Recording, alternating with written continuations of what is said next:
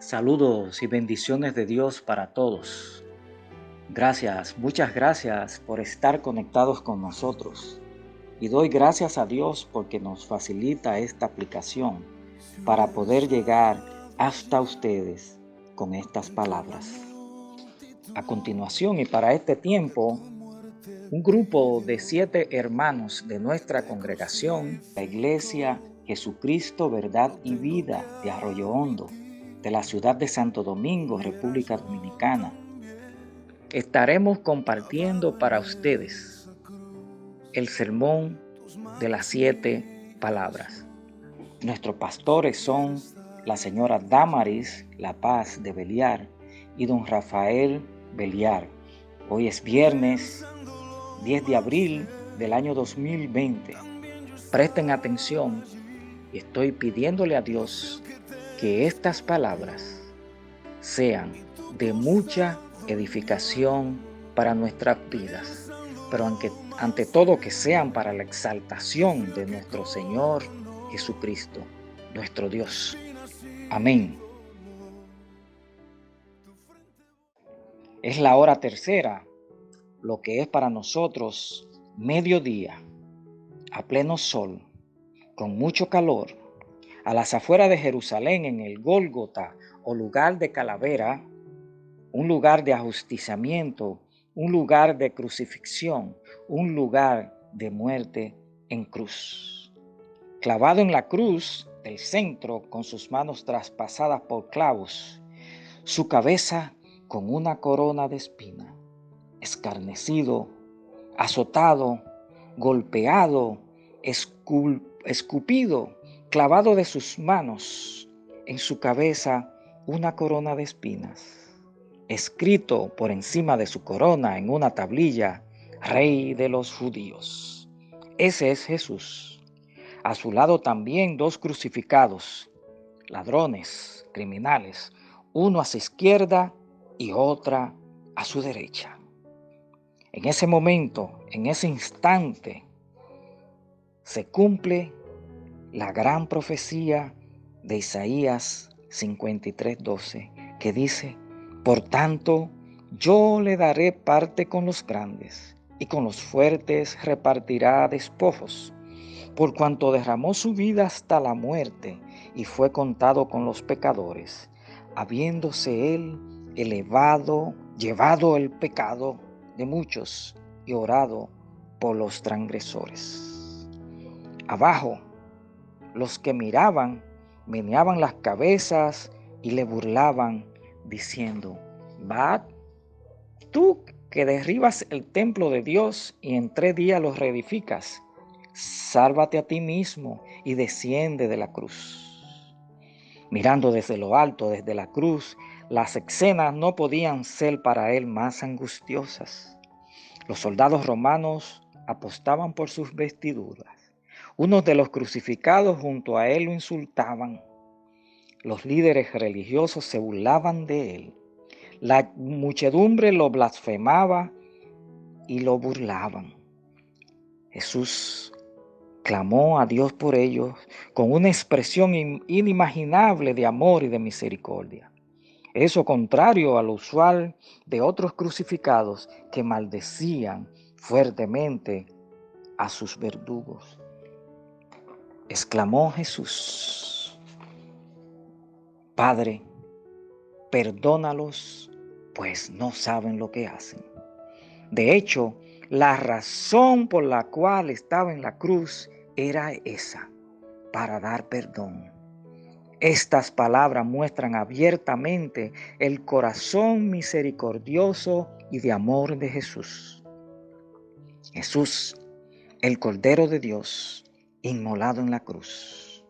Esas palabras de Jesús muestran la residumbre de carácter que había enseñado durante su ministerio, carácter que muestra ahora las horas más angustiosas de su vida. Se puede amar tanto como para perdonar lo que te están asesinando. Se puede amar tanto como para pedir perdón a Dios por lo que te están matando. qué tipo de amor tan inmenso, qué corazón tan perfecto, qué testimonio tan extraordinario. ¿Quién siendo hombre podía tener pensamientos tan sublimes? ¿Quién pudiese tener ese amor por los demás como nos amó Jesús? ¿Puede Jesús cambiar nuestros corazones a tener un corazón que sea como el suyo? Sí, hermanos. Ese Jesús de la cruz, ese Jesús que resucitó, ese Jesús que hoy está a la diestra del Padre, es el que puede perdonarnos. A Él sea la gloria. Aquel a quien debemos venir. En ese Jesús hay perdón de nuestros pecados. En ese Jesús hay salvación. En ese Jesús hay vida eterna. Pidamos al Señor que nos perdone y que nos inscriba en el libro de la vida. Gracias a Dios por la salvación que es en Cristo Jesús.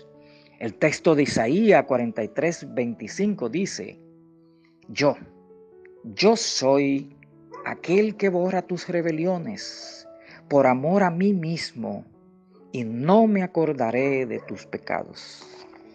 Recuerden que en la oración modelo y como recordatorio eterno hay dos versículos, rectifico, que el mismo Jesús nos deja. Y dice: porque si perdonáis a los hombres sus ofensas, os perdonará también a vosotros vuestro Padre Celestial. Mas, si no perdonáis a los hombres sus ofensas, tampoco vuestro Padre os perdonará vuestras ofensas. Dice Lucas 6:37, no juzguéis y no seréis juzgados.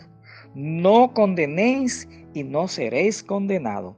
Perdonad y seréis perdonados. Y dice Primera de Juan, capítulo 1, versos 9, que si confesamos nuestros pecados, Él es fiel y justo para perdonar nuestros pecados, limpiarnos de toda maldad. Padre, perdónalos, pues no saben lo que hacen. El carácter de nuestro Dios es el carácter de nuestro Señor Jesucristo. El perdón es el eje principal de los evangelios. El perdón es el fundamento del carácter de nuestro Señor Jesucristo. Ese versículo que le traigo son un recordatorio de las promesas, sorprendentes promesas que Dios nos da respecto a esto, el perdón. El Salmo 103, los versos del 10 al 12 dicen que no ha hecho con nosotros conforme a nuestras iniquidades, ni nos ha pagado conforme a nuestros pecados, porque como la altura de los cielos sobre la tierra, así engrandecerá su misericordia sobre los que le temen. El Salmo 130, versos del 3 al 4 dice: Jehová, si mirare a los pecados, ¿quién, oh Señor, podrá mantenerse? Pero en ti hay perdón para que seas reverenciado. Hermanos, hermanas,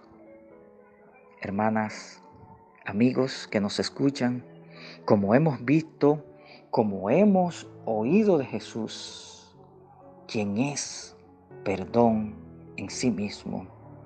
Cierro este corto tiempo de reflexión pidiéndole a cada uno de ustedes que se pregunten a ustedes mismos: ¿cuántas veces perdonaríamos al prójimo? ¿Cuántas veces perdonaríamos a los que nos rodean? ¿Cuántas veces perdonaríamos a los que nos ofenden? Recordemos que Jesús dijo: un mandamiento nuevo os doy, que os améis unos a otros como yo os he amado. Que también améis unos a otros. Sean estas palabras de una gran bendición en nuestras vidas. No dudo que ese carácter de Jesús carácter que enseñó en su ministerio, carácter que enseñó aún en la cruz, aún en su agonía, aún en el momento terrible del término de su vida, es, y cito a Efesios 4:12, que dice, perfeccionar a los santos para la obra del ministerio, para la edificación del cuerpo de Cristo, hasta que todos lleguemos a la unidad de la fe y del conocimiento del Hijo de Dios, a un varón perfecto, a la medida de la estatura de la plenitud de Cristo. Amén, amén. Perdonemos, hermanos, tal cual Jesús enseñó, tal cual como en la cruz del Calvario, oró y pidió a Dios diciendo, perdónalos, Padre, porque no saben lo que hacen. Quitemos de nosotros toda carga, quitemos de nuestros corazones toda cosa que pueda entorpecer ese querer, ese sentir de ese Jesús que en la cruz le pidió al Padre, perdónalos porque no saben lo que hacen. Amén, amén, amén.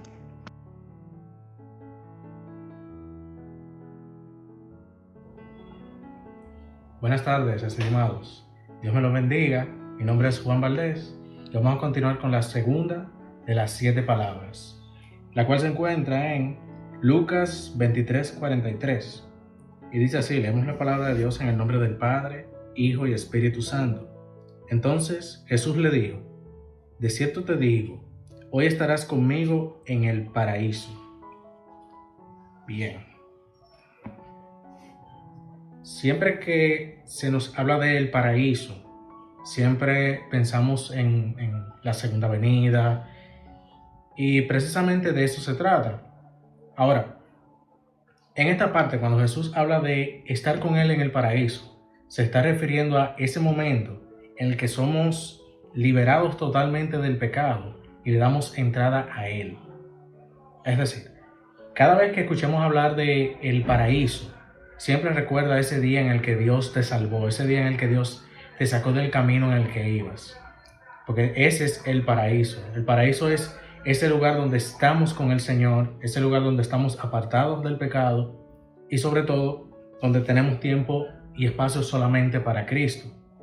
Ahora, bíblicamente hablando, podemos interpretar que cuando habla de el paraíso, también se refiere al momento en el que Cristo muere en la cruz y consigo entonces va al infierno y arrebata a todos aquellos que se habían perdido en el camino, digamos.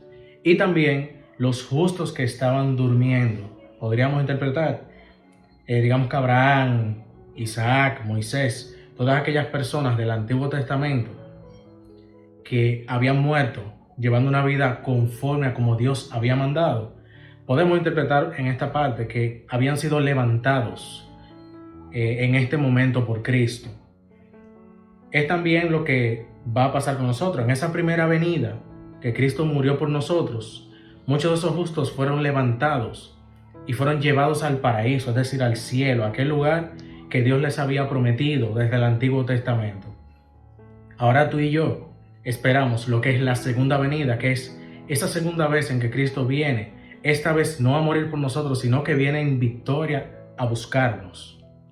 Entonces, esa es la gran diferencia, que en su primera venida vino a sacrificarse para salvar a aquellos que estaban durmiendo esperando su segunda venida, pero también a aquellos que le aceptaron cuando Él estuvo aquí y cuando los que siguieron el estilo de vida que Él nos enseñó. Ahora bien, en esa segunda venida, ese paraíso del que habla la palabra no es más que ese lugar al que vamos a morar junto a Cristo, junto al Padre también. Como ellos tres son uno.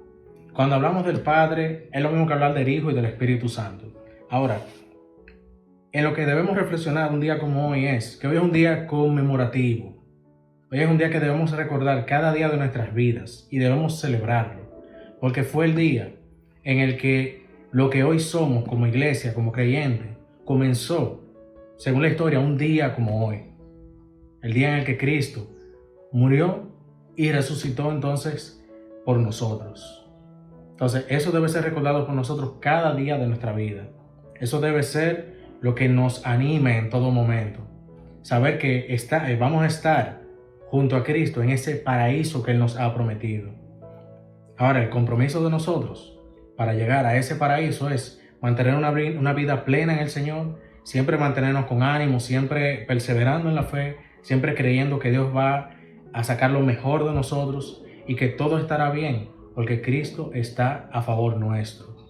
Nosotros no somos de los que nos desanimamos por las situaciones, no somos de los que nos amedrentamos con tribulaciones ni nada, porque la palabra nos habla bastante sobre esto.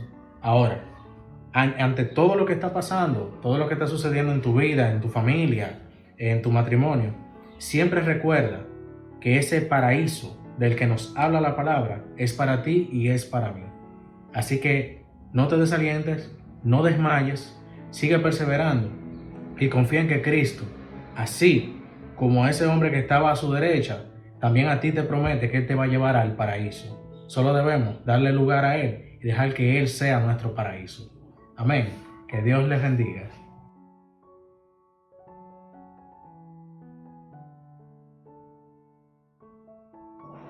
Tercera palabra de Jesús en la cruz.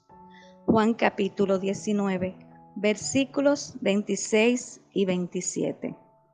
La palabra se lee en el nombre del Padre, del Hijo y del Espíritu Santo. Cuando vio Jesús a su madre y al discípulo a quien amaba, que estaba presente, dijo a su madre: Mujer, he ahí tu hijo. Después dijo al discípulo: He ahí tu madre. Y desde aquella hora el discípulo la recibió en su casa. La tercera palabra de Jesús en la cruz ha sido expuesta. Al término de leer estos versículos, se ve reflejado uno de los sentimientos más hermosos que albergamos en nuestro corazón: el amor. En un escenario conmovedor, donde una madre llena de dolor, presenciando la ejecución de su hijo, acompañada del amigo amado. Pero sobre todo este sufrimiento está el amor de madre. Un amor que es el reflejo más cercano del amor de Dios para con nosotros. Un amor que la hace no separarse del hijo hasta su último aliento de vida. El amor del hijo también se hace presente. Mira el rostro de sufrimiento de su madre y de alguna forma desea menguar su dolor, aún en medio de su propio sufrimiento.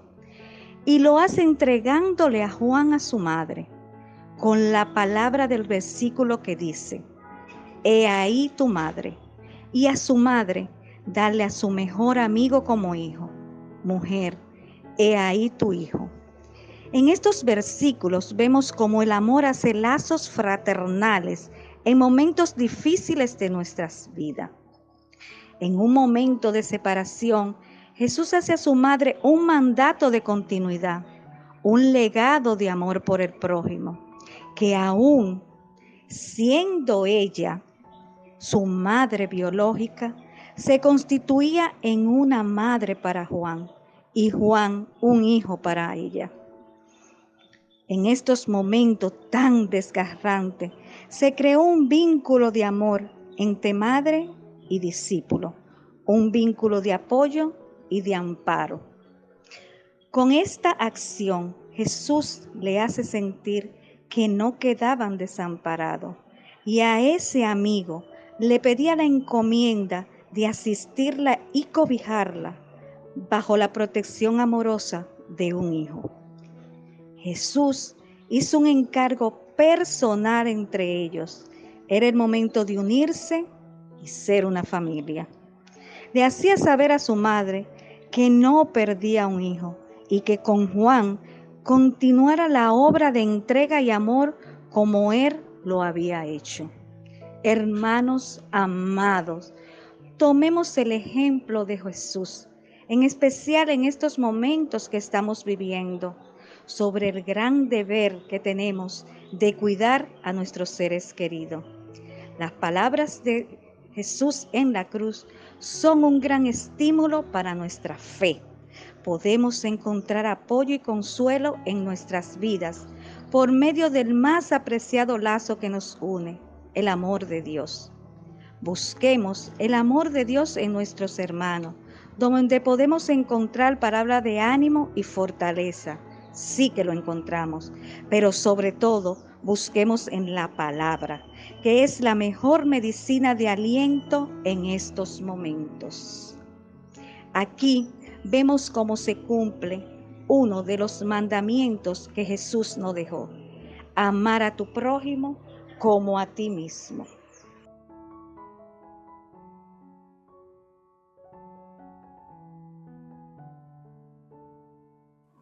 Cuarta palabra. Dios mío, ¿por qué me has abandonado? Es el momento donde por primera vez se separa la relación entre el Padre y el Hijo. Es el momento donde el Hijo va a llevar o está llevando el pecado de la humanidad. Por eso en ese momento sucede esa rotura. Nos trasladamos a Mateo, donde él está orando en el Getsemaní y le dice: Padre, si es posible, pasa de mí esta copa, pero que no se haga mi voluntad sino la tuya. Esa copa es donde él va a tener ese momento de separación, cargando el pecado de la humanidad. En ese momento él carga el pecado para que nosotros no nos sintamos abandonados.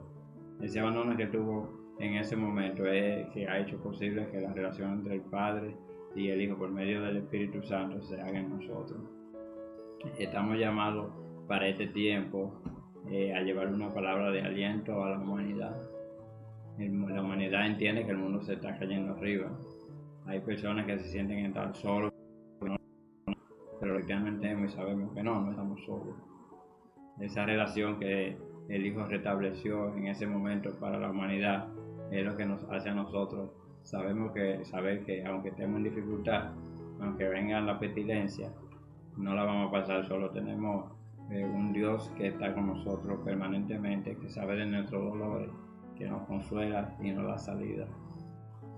Para entender lo que sucedió en ese momento, un momento de soledad, un momento de abandono, cuando uno ve el dolor en el otro, uno lo siente, pero cuando uno lo vive en carne propia, que en realidad sabe lo que es sentirse abandonado.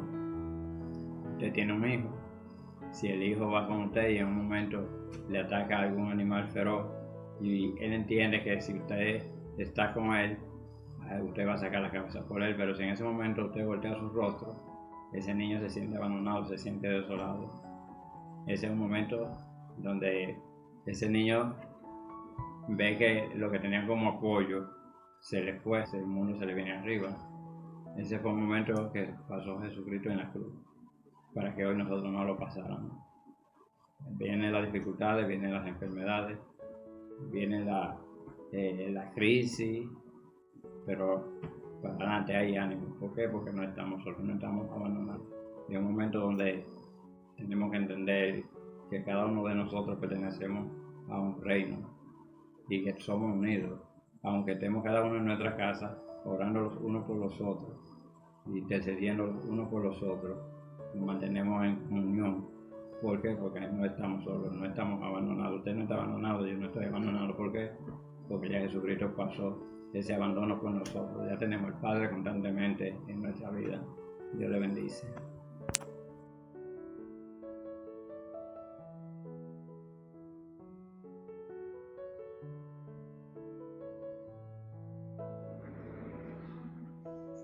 Quinta palabra. Tengo sed. La encontramos en Juan 19:28. La leemos en el nombre del Padre, del Hijo y del Espíritu Santo. Dice: después de esto, sabiendo Jesús que ya todo estaba consumado, dijo, para que la escritura se cumpliese: tengo sed. Muchos de nosotros hemos sentido sed, pero una sed que solo el agua puede saciar. Pero el Señor en esos momentos estaba experimentando no solo una sed física, sino una sed espiritual. En aquel momento sintió una sed de amor ya que en esos momentos se sentía odiado, repudiado y abandonado por los suyos. Sabemos que cuando una persona es herida fuertemente, como lo estaba haciendo Jesús en esos momentos, donde le pusieron una corona de espina en su cabeza, sus manos y sus pies fueron traspasados por aquellos clavos. ¿Y qué le digo de su costado? Su costado fue lacerado brutalmente. Cuando esto pasa, se pierde mucha sangre, el cuerpo pierde mucha sangre y agua, y viene una fiebre repentina y el cuerpo se deshidrata. Por eso en ese momento tenía sed y la parte humana le pedía agua. Pero Jesús tenía una gran sed espiritual. Vamos a buscar en Juan 4:10. Vamos a leer.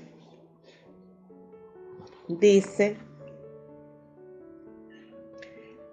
respondió Jesús y le dijo: si conocieran el don de Dios y quién es el que te dice dame de beber, tú le pedirías y él te daría agua viva.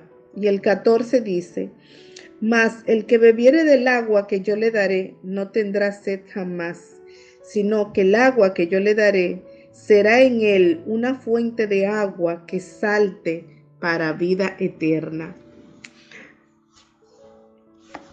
Siendo él la fuente de agua viva, tuvo sed para que todo aquel que le busque no tenga sed jamás. Sí, todavía hoy tiene sed. Tengo sed.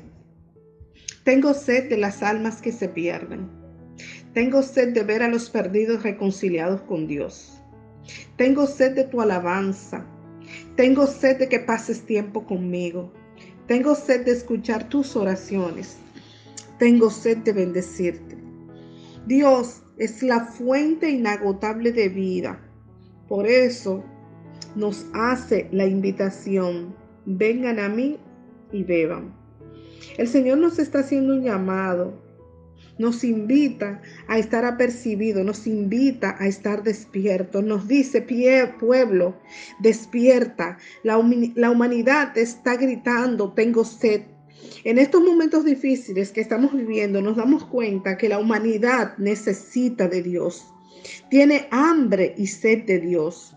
El Señor está esperando que se levanten hombres, mujeres, jóvenes, que puedan entender esta necesidad que tiene la humanidad. Tengo sed.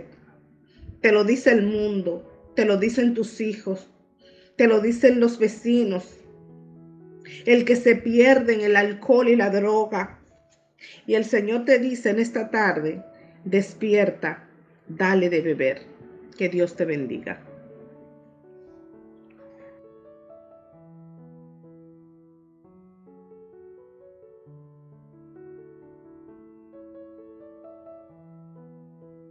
Dios les bendiga, amados hermanos, en esta tarde. Vamos a continuar compartiendo y en esta ocasión hablando sobre la sexta o penúltima palabra que pronunció nuestro Maestro en la cruz del Calvario antes de entregar su espíritu. Busquemos en la palabra en el capítulo 19 del libro de Juan, versículo 30, y leemos bajo la bendición del Padre, Hijo y Espíritu Santo de Dios.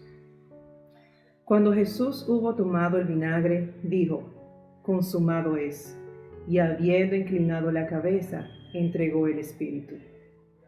Gracias, Señor. El vocablo griego que se utiliza para lo que nosotros conocemos como la traducción de consumado es la palabra tetelestai. Es una palabra bastante corta, con mucho significado. Veamos los contextos en los cuales se aplicaba este vocablo en la antigüedad. Una de las formas era para hablar sobre la cancelación de una deuda. Cuando una persona, un deudor, daba por finalizada o completado el último pago de su compromiso económico, iba donde aquel con el cual tenía la deuda, y para cerrar ese contrato, para cerrar ese compromiso, decía tetelestai al momento de entregar su último pago. Jesucristo no pagó una fianza momentánea para librarnos de nuestras deudas con el pecado. Jesucristo decretó una sentencia de absolución que nos exime totalmente de la culpa del pecado. Con esa palabra en la cruz, Jesucristo dio por cancelada cualquier condenación que pudiera ser emitida en contra nuestra por los pecados que hayamos cometido antes de venir a sus pies. Ninguna persona en la justicia secular puede ser juzgada o condenada por el mismo error, por la misma falta 2 veces, mucho menos en la justicia divina. Nadie puede acusarnos, el diablo no puede acusarnos de los errores que hayamos cometido antes de venir a sus pies. Sí, claro, tenemos que tener cuidado con la vida que tenemos en lo adelante, pero nuestro abogado, nuestro Dios poderoso, saldó en la cruz todas nuestras deudas pasadas y nos hizo libres de esos compromisos al momento de venir a sus pies. Otro uso que se le daba a esa palabra era de cuando un siervo se le era asignada una tarea por su amo, y cuando él finalizaba dicha tarea, pues volvía, o sea, cuando la había completado totalmente, volvía donde su amo y le decía: tetelestai, he terminado. Asimismo, Jesús en ese momento en la cruz, me imagino, también le estaba diciendo al Padre: he completado la obra por la cual tú me enviaste aquí en la tierra. He terminado, y fue totalmente culminada la misión que me asignaste. Otro uso que se le daba en el contexto antiguo a la palabra tetelestai era de cuando un artista terminaba su obra de arte y la contemplaba, la examinaba, y si se sentía satisfecho del trabajo que había realizado, él mismo exclamaba tetelestai. Quiere decir que esta obra está lista para ser exhibida. Asimismo, en ese momento Jesucristo exhibió la victoria triunfante del cambio de un proceso de salvador a través de la ley a uno que sería ahora a través de la gracia. Exhibió la obra de la redención en la cruz del Calvario. Jesús, al momento de decir tetelestai, ya se había culminado completamente esa obra de arte salvadora, y era el momento en que podía empezar a exhibirse al mundo lo que Dios había planificado para salvar al resto de la humanidad, de que ya la salvación no sería para un pueblo determinado, sino para todo aquel que creyera en el nombre del unigénito Hijo de Dios. Un último uso que se le daba a esta palabra, a tetelestai, era en el templo de Jerusalén, cuando se le presentaba al sumo sacerdote ese corderito perfecto de 1 año para ser sacrificado por el perdón de los pecados, para ser sacrificado como la ofrenda de remisión de pecados. El sacerdote tenía el deber de examinar por completo ese corderito, verificar que fuera sin mancha, que fuera perfecto, y si el sumo sacerdote encontraba la perfección total en ese cordero, que era digno de ser ofrecido a nuestro Dios como ofrenda de arrepentimiento por los pecados, entonces el sumo sacerdote exclamaba tetelestai. Asimismo, Jesús, justo antes de ser ya de expirar, de entregar su vida, de entregarlo todo en la cruz, él también fue escudriñado y hallado perfecto, como cordero sin mancha, cordero que podía ser inmolado por el perdón de los pecados de toda la humanidad. El evangelista declara que esa última palabra él la dijo como una exclamación. Jesús exclamó tetelestai, porque tenía que ser así un grito de victoria. Ese era el grito de victoria que la creación misma estaba esperando desde que fue condenada con Adán. Ese grito de victoria era la fase culminante que la creación anhelaba escuchar. La palabra que la creación anhelaba escuchar desde que fue condenada por el pecado de Adán. Fue una exclamación de victoria, de satisfacción de todo lo que se cumplió en ese momento y de todo lo que conllevaría ese cumplimiento.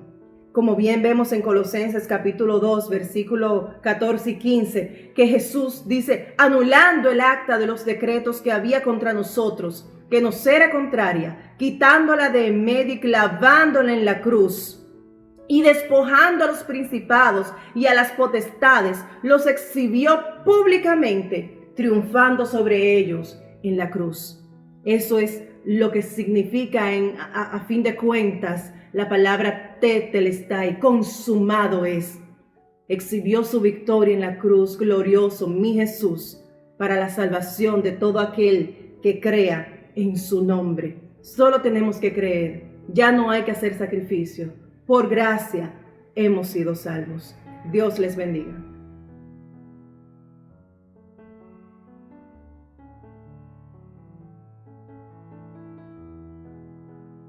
Las últimas palabras de nuestro Señor Jesucristo lo encontramos en el libro de Lucas, a partir de el versículo 44, donde dicen, y leemos en el nombre del Padre, del Hijo y del Espíritu Santo. Cuando era como la hora sexta, hubo tinieblas sobre toda la tierra hasta la hora novena, y el sol se oscureció, y el velo del templo se rasgó por la mitad. Entonces Jesús, clamando a gran voz, dijo, Padre, en tus manos encomiendo mi espíritu. Y habiendo dicho esto, expiró. Está oscuro, a pesar de que son aproximadamente las 3 de la tarde. Desde el mediodía hay una gran oscuridad. Algunos refieren y piensan y dicen que esta gran oscuridad acontecía para que el Señor no pudiera ver el sufrimiento de su Hijo Jesucristo. Yo digo que esto es imposible que ninguna oscuridad pueda impedir la luz y la visión de nuestro Padre Celestial. Pienso más bien que las fuerzas de las tinieblas, las que se mueven en medio de la oscuridad, estaban regocijados porque entendían que ese era un momento de victoria para ellos. Pero qué equivocado estaban. Jesús, el Maestro, ya había entregado la enseñanza del perdón al principio de su proceso de crucifixión. Luego, ratificó la salvación que había en él. Manifestó una vez más la importancia del amor. Y pasadas esas 3 horas de oscuridad en absoluto silencio, surge el dolor espiritual de sentir por primera vez a su Padre lejos. Más adelante, se resiente su parte humana y expresa el dolor y la necesidad física. Luego, hay un grito de regocijo espiritual porque la misión que le fue encomendada se ha cumplido. Luego de este grito, se rasga el velo del templo, declarándonos a nosotros que ya el lugar santísimo estaba abierto para nosotros. Y con las últimas fuerzas que le quedan, rompe una vez más el silencio con un grito victorioso y lleno de confianza, seguridad y satisfacción. Y dice, Padre, en tus manos encomiendo mi espíritu. Con estas palabras, Jesús una vez más presenta su actitud subordinada absolutamente a la voluntad del Padre. Y así como Jehová descansó al 7º día de su obra creadora, Jesús confiado descansa luego de su obra redentora. Él sabía que solo en el Padre Celestial hay verdadero descanso de todo lo que pueda agobiar en este mundo. Ni aún en la cruz Jesús dejó de enseñarnos cuál era el camino. Siempre es el Padre. Estas palabras señalaban su amor. Jesús sabía que era amado por el Padre, pues al principio de su ministerio escuchó desde los cielos: este es mi Hijo amado, en quien tengo complacencia. Por eso, a quien le amaba, entregaba su espíritu. Es interesante que destaquemos que a quien ama a Jesús, Él le envía de su Espíritu Santo para que esté con Él y le dé poder. Con estas palabras Jesús nos resalta una vez más que el que obedece a Dios puede estar confiado de que su espíritu será recibido por él. Con estas palabras Jesús nos enseña eternidad, pues nos dice con esto que la muerte del cuerpo físico no es el final, como algunos incrédulos quieren enseñar. Él nos enseña que la muerte física es solo un preámbulo para la gloriosa victoria de estar en la presencia del Padre. Pues Él ya nos había dicho, el que cree en mí, aunque esté muerto, vivirá. Estas últimas palabras destacan la máxima adoración. No puedo adorarte, tal parece como que el Señor Jesús decía, no puedo adorarte con mi cuerpo en este momento, pero aún me queda el espíritu para entregártelo como sacrificio de alabanza. Pues ciertamente Dios quiere ser adorado en espíritu y en verdad. Jesús manifestó su confianza en el Padre y Él no le defraudó. Guardó su espíritu hasta que su alma venciera el poder de la muerte y fuera levantado al tercer día.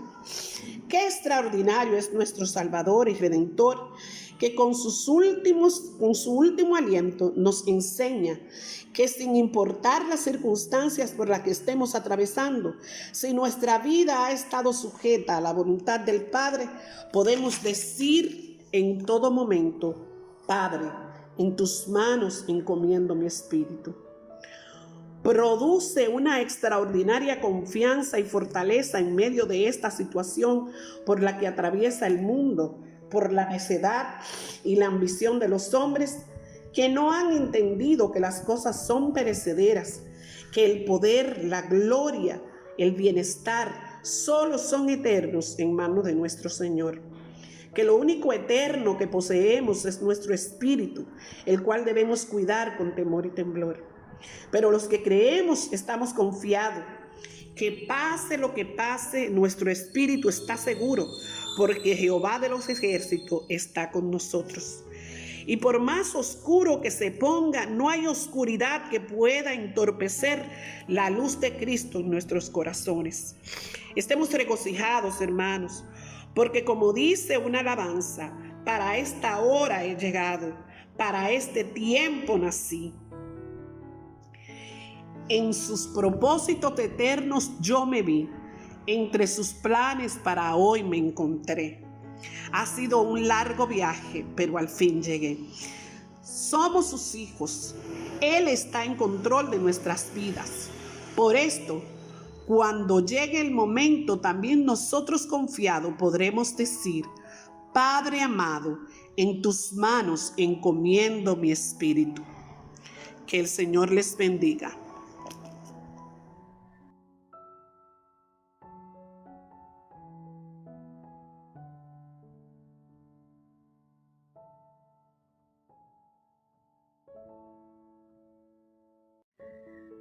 Damos gracias a Dios porque en esta tarde hemos podido escuchar las últimas palabras de Jesús en la cruz del Calvario. Damos gracias a Dios por el sacrificio que hizo el Padre al entregar a su Hijo. Damos gracias a Dios por el sacrificio de su Hijo, nuestro Señor Jesucristo, por cada uno de nosotros. Esperamos que este sacrificio, esta conmemoración que hemos hecho en esta tarde, sirva para que cada uno de nosotros reflexione en nuestra vida. Que cada uno de nosotros pueda hacer un alto en el camino y pueda haber un antes y un después. Que nosotros entendamos que solo en Jesucristo hay perdón, que solo en Jesucristo hay salvación, que Cristo es verdaderamente la verdad, el camino y la vida. Que el Señor les bendiga rica y abundantemente. Les habló su pastora, Damaris la paz de Beliar.